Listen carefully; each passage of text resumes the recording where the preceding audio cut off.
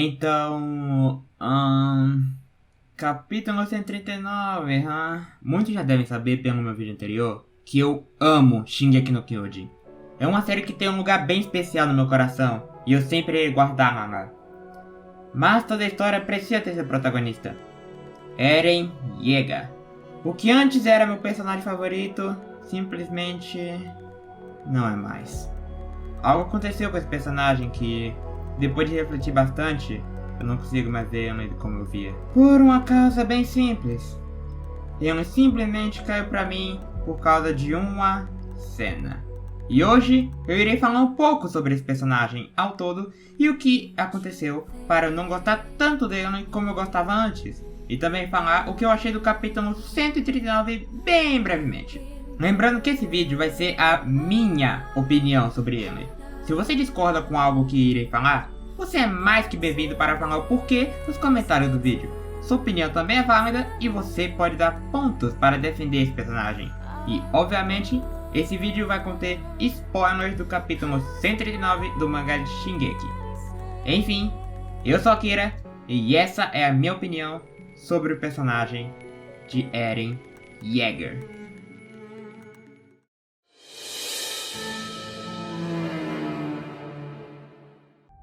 Eren já tinha sua vida arruinada desde criança com a queda de Shiganshina. Sua casa foi destruída, sua mãe foi devorada na sua frente e a pior parte é que ele era fraco demais para poder fazer algo a respeito.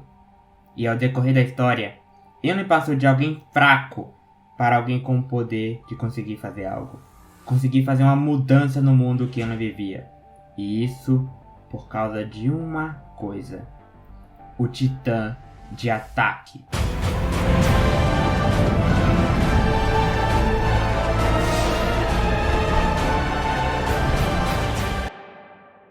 A partir daqui, o Titã de ataque vira algo bastante importante para o Eren.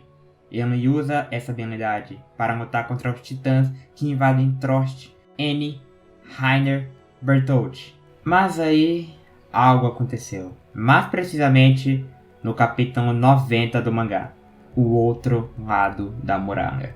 Neste capítulo, durante a cerimônia de premiação após vencer a luta em Shiganshina, Eren beija a mão da história, e depois disso, algo aconteceu com Eren. Eren viu algo, e não foi só a memória do Grisha, foi algo além disso, algo que fez ele mudar.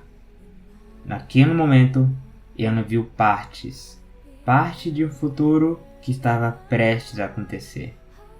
E ele tinha o pensamento que não podia fazer nada para mudar. Nem mesmo quando ele chegou no oceano que tanto ele quanto Armin queria, ele nem ligou. Ele só prestou atenção em uma coisa: os seus inimigos. E apontando para o outro lado do mar, ele decidiu seguir em frente. Seguir para onde? Para Marley. Foi no arco de Marley e o início do arco da Guerra Parades que eu percebi o que ele realmente queria. Eu percebi qual era o plano do Eren. Ele já sabia que ia morrer devido à maldição de Ymir. Então só restava apenas alguns anos de vida. Então ele teria que fazer algo contra isso. Ele simplesmente queria que seus amigos fossem salvos junto com Parades, e ficassem seguros e tivessem uma vida longa e tranquila. O problema com isso é que ele precisava de um plano que tivesse duas condições para que ele seguisse em frente. A primeira condição é que, depois que ele morrer, seus amigos e Parades estejam seguros e vivam sem o medo de Marley e outras nações atacarem. A segunda condição é que História não fosse sacrificada ou que ficasse fazendo bebê sem parar só para sobreviver. No começo, nós leitores achávamos que Eren estava seguindo o plano de Zeke, que foi revelado que era usar o poder do Titã original para alterar a composição genética dos Eldianos, os fazendo incapazes de se reproduzirem e terem crianças. Isso preenche uma condição do Eren, sendo que a História não precisaria ser sacrificada. Porém, Parades poderia ser atacada a qualquer momento, ou seja, Eren não iria seguir esse plano. O outro plano seria do Armin, que era fazer um pequeno estrondo, só para mostrar o poder que eles têm e o que eles são capazes de fazer. Fazendo assim, Paradis avançar tecnologicamente após alguns anos.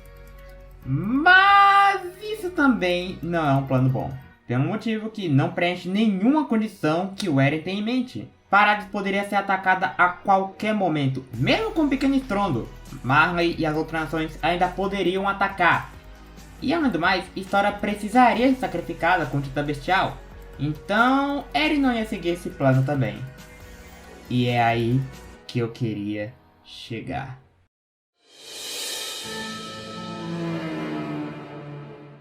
O que a gente achava que seria o plano do Eren seria que ele iria destruir todos os seres vivos fora de Paradis com um estrondo completo.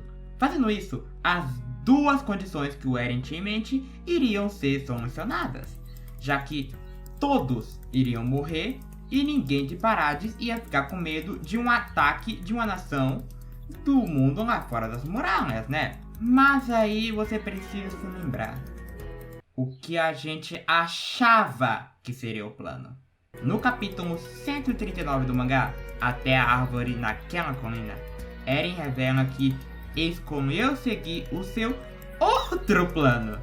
E era só destruir apenas 80% da humanidade.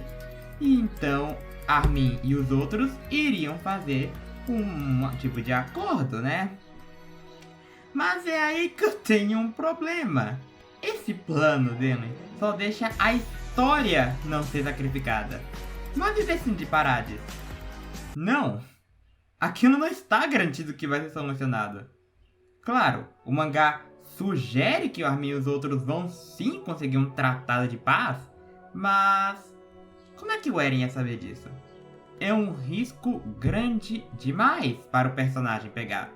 E algo que eu não vejo ele fazendo de jeito nenhum, a menos que ele tinha absoluta certeza, já que ele foi calculoso o tempo todo depois do time skip. Me corrija se eu estiver errado, mas o Eren só tinha memória do estrondo até a sua morte, não é?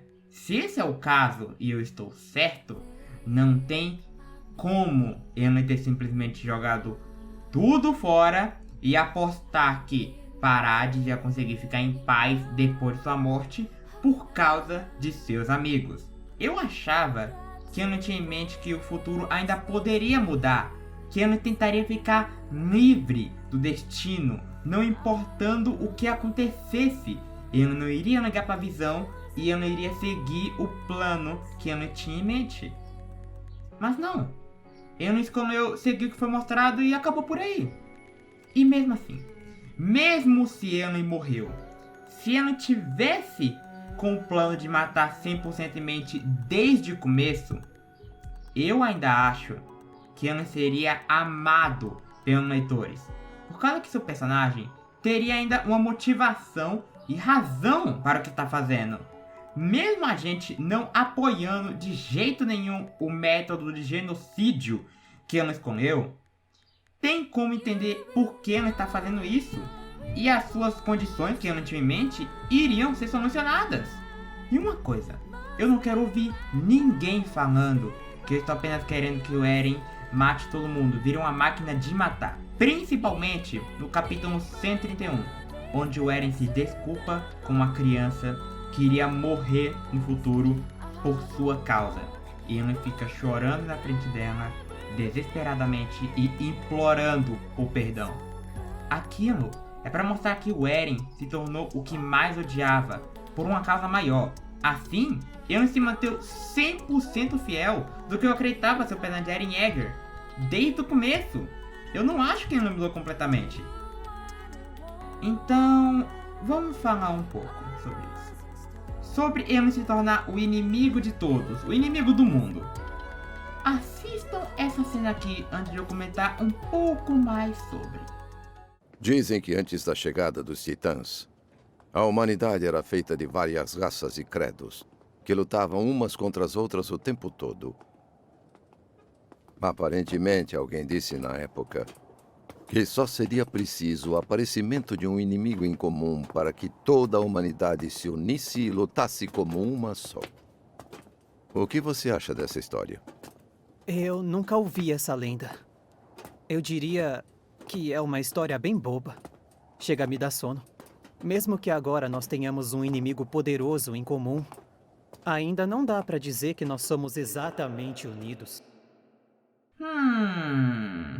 Um inimigo em comum para o mundo se juntar e derrotar. Onde será que eu vi isso antes?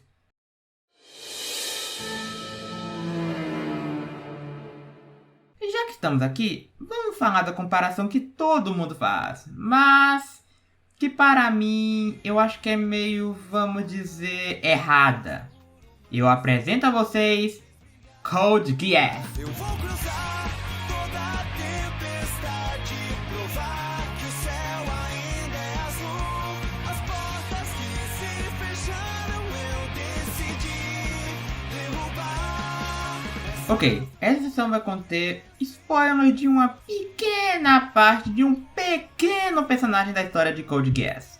Mas mesmo assim, não sendo tão importante, se você não viu, assista ou pule para esse timestamp que está agora na tela. Já foi? Ah, beleza então. Então saiba que eu menti completamente. Não uma pequena parte de um pequeno personagem da história. É o exato oposto. Lelouch v Britannia. Oh, Lelouch. Como eu amo esse personagem. Esperto, calculista e conseguiu fazer um final que é o mais próximo de perfeito que temos para uma série que, vamos admitir, não chega perto do nível que o final foi. Lelouch tinha um plano de querer deixar sua irmã, sua irmã em um mundo seguro para ela. E ele conseguiu. Ele sacrificou tudo para que sua irmã vivesse em um mundo melhor. E qual foi o seu plano? Simples.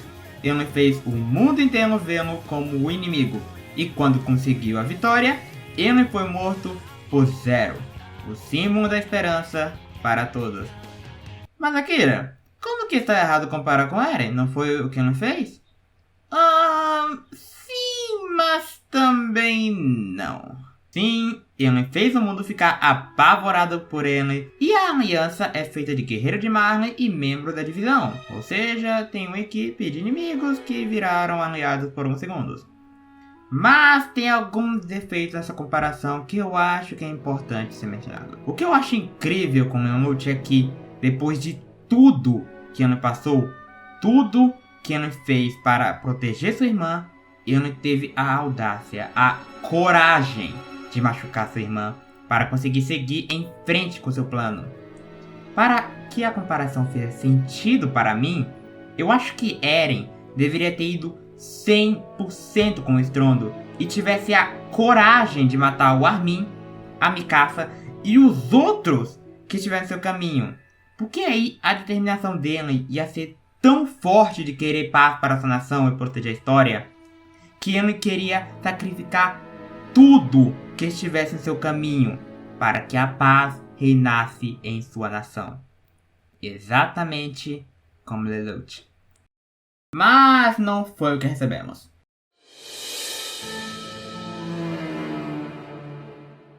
Por incrível que pareça, depois de eu ficar falando tanto do personagem de Eren nesse vídeo, eu não odiei completamente o final. Diabo, você já viu finais bem piores que esse? Mas vamos por partes. Vamos primeiro falar do que eu achei de bom nesse capítulo. E eu acho que todos podemos concordar que foi a história do Levi. Aquilo foi lindo de se ver. E já que o Isayama decidiu ir para o caminho que ele escolheu, do Eren perder e todos saírem vivos, eu amei o que ele fez para o Levi. O último Sasageyo, o último ofereça em seus corações da série, foi do Levi para todos os companheiros que ele viu morrer pela série.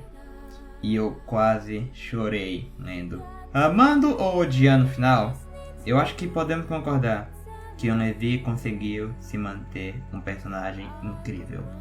Então, o final de Levi, Gabi, e Falco foram aprovados por mim.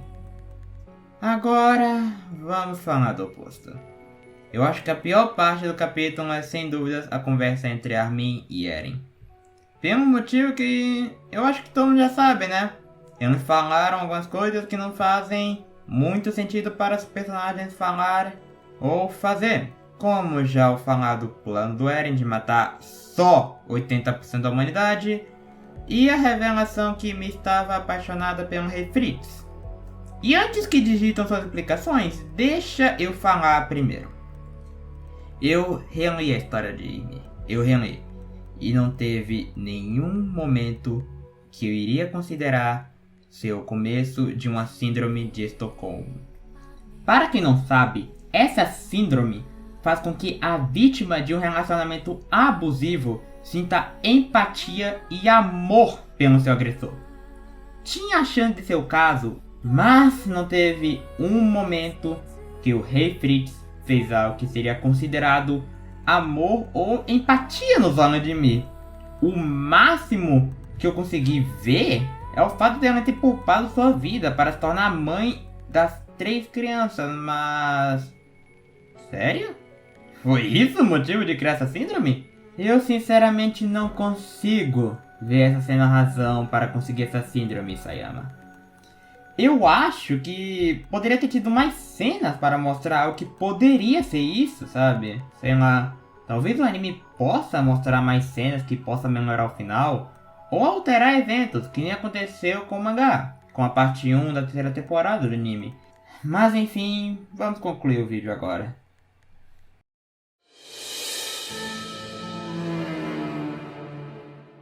Por mais surpreendente que seja, depois de tudo que eu falei nesse vídeo sobre o Eren, eu não odiei totalmente o final. Eu acho sim que poderia ter sido melhor, e eu acho que se o Isayama quiser melhorar alguns aspectos desse final que ele escolheu, o anime é a perfeita chance, e eu espero que ele use ela.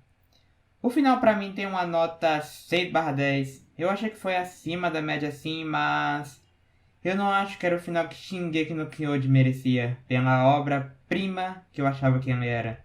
Eu espero que as páginas extras e mudanças nos painéis façam essa nota subir de um 6 para um possível 7. Mas até lá, eu não acho que posso dar uma nota maior que essa. Enquanto o personagem de Eren, eu realmente fico triste que ele caiu desse jeito pra mim. A pior parte é que, sem o capítulo 139, eu acho que ele continuaria sendo um personagem incrível. Mas acho que agora é tarde demais para mudar o passado, né? Existem vários projetos no Twitter ou no YouTube de fãs que estão fazendo suas próprias versões do final. Como o Aoteno Requiem, que eu estou bem interessado em ver como isso vai sair. Principalmente pelas imagens que estão saindo, já que eles estão desenhando o próprio final. E, bom, vamos ver o que sai disso, né? Porém, eu acho que eu preciso dizer isso aqui.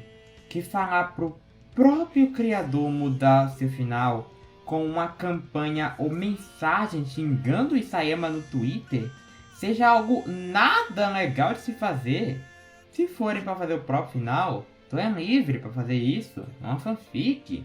Algo que já existe há bastante tempo na comunidade, então eu não vejo problema caso tu faça isso e não fique xingando o criador simplesmente porque não gostou.